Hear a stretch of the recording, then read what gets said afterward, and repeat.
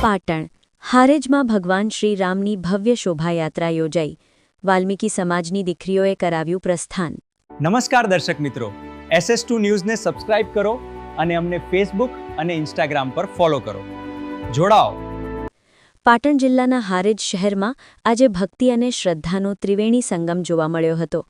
હારેજમાં આવેલ ઐતિહાસિક રામજી મંદિર તળાવની પાળ ખાતેથી ભગવાન શ્રી રામની એક ભવ્ય શોભાયાત્રાનું આયોજન કરવામાં આવ્યું હતું.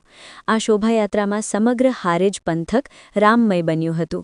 આ શોભાયાત્રાની સૌથી વિશેષ અને પ્રેરણાદાયી બાબત એ રહી કે ભગવાન શ્રી રામની આ સવારીનું પ્રસ્થાન વાલ્મીકી સમાજની દીકરીઓ દ્વારા કરાવવામાં આવ્યું હતું. દીકરીઓના હસ્તે શોભાયાત્રાને લીલી ઝંડી આપી પ્રસ્થાન કરાવતા સામાજિક સમરસતાના દર્શન થયા હતા. આ ધાર્મિક મહોત્સવમાં હારેજ વિશ્વ હિન્દુ પરિષદ અને બજરંગ દળના કાર્યકરો તેમજ હોદ્દેદારો મોટી સંખ્યામાં જોડાયા હતા. આ સાથે જ સ્થાનિક સંતો મહંતોએ પણ ઉપસ્થિત રહી આશીર્વચન પાઠવ્યા હતા. શોભાયાત્રા દરમિયાન જય શ્રી રામના નાદથી વાતાવરણ ગુંજી ઉઠ્યું હતું.